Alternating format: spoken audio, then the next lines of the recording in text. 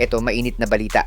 Jordan National Team, ide-deploy daw ang 3 malalakas na naturalized player sa Asian Games para lang masigurado ang ginto. Sino-sino kaya ang mga players na ilalagay nila na sinasabing pangontra sa lineup ng Gilas Pilipinas?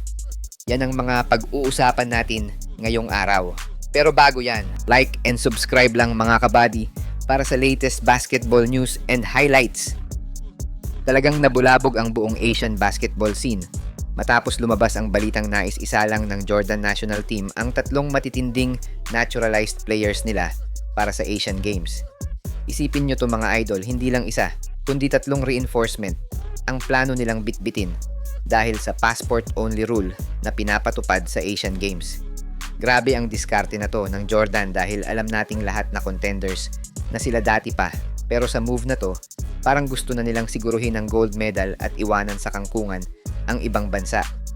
Para sa akin mga idol, medyo unfair to para sa ibang teams, pero kung legal naman sa rules, wala tayong magagawa kundi harapin ang dambuhalang lineup na to.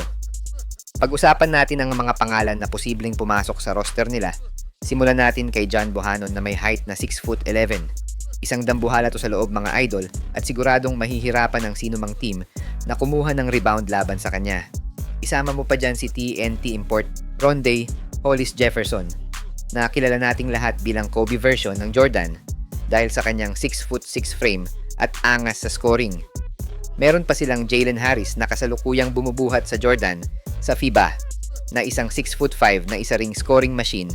Kaya imagine nyo na lang ang rotation nila kung sabay-sabay na nasa court ang 3 to. Ang dahilan kung bakit posible to mga idol ay dahil sa Asian Games rulebook kung saan passport only lang ang kailangan at hindi kasing higpit ng FIBA rules. Ibig sabihin nito, kahit ilan pang naturalized players ang kunin mo, basta may passport sila ng bansa mo, ay pwedeng-pwede silang maglaro. Isipin nyo to mga idol, wala silang magiging problema sa eligibility dahil lahat ng bansa ay allowed gamitin ang lahat ng kanilang naturalized players sa ilalim ng rules na to. Napakatalino ng Jordan sa part na to dahil sinusulit nila ang bawat butas sa system para lang lumakas ang kanilang chance na mag-champion. Hi guys! Kung naghahanap ka ng legit Gilas jerseys, marami tayong partner stores ang nagbebenta niyan. All you have to do is i-click lang yung link sa gilid ng mga video at magpa-pop na yung mga stores sa gilid. Get yours now guys at huwag kalimutan mag-subscribe kay Overdrive Highlights. Well, syempre mga idol, hindi dapat tayo mainggit o kontrahin ang gagawing move na yan ng Jordan dahil tayo din naman may pangtapat dyan. Now think of this, Angelo Kwame, Justin Brownlee, Malik Diouf at Benny Boatwright, di ba? Baka nga tayo pa ang ireklamo ng mga bansang kasama sa Asian Games dahil sa solid na naturalized players na meron tayo. Kumpleto recados kumbaga. From shooting guard, stretch 4 at centers, san ka pa, di ba? Pero kung matutuloy ang ganyang format mga idol, no, na iaalaw ng Asian Games na ipasok lahat ng naturalized players kada bansa, di ko alam kung makakabuti ba siya long term o sisirain lang niya ang ibig sabihin ng fair competition sa Asia. Ang Jordan pa naman ang isa sa pinakamalakas na contender ngayon sa Asian Games lalo na kung matutuloy ang balak nila na ipasok sina Bohannon, RHJ at Harris. Dapat talagang maghanda ang Gilas at iba pang top teams dahil sa nakikita ko, ibang level of competition na ang lilitaw sa Asian Games lalo na sa mas pinaluwag na rules.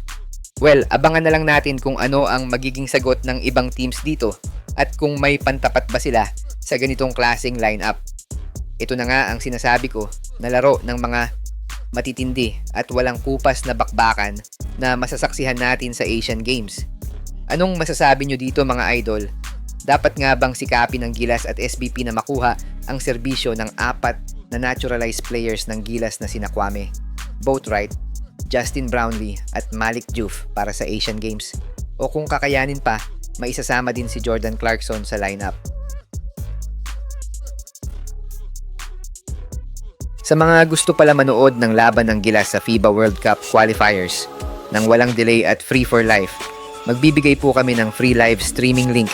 All you have to do is i-like lang po ang aming Facebook at YouTube channel para mabigyan po kayo ng unlimited access sa mga sports games sa buong mundo.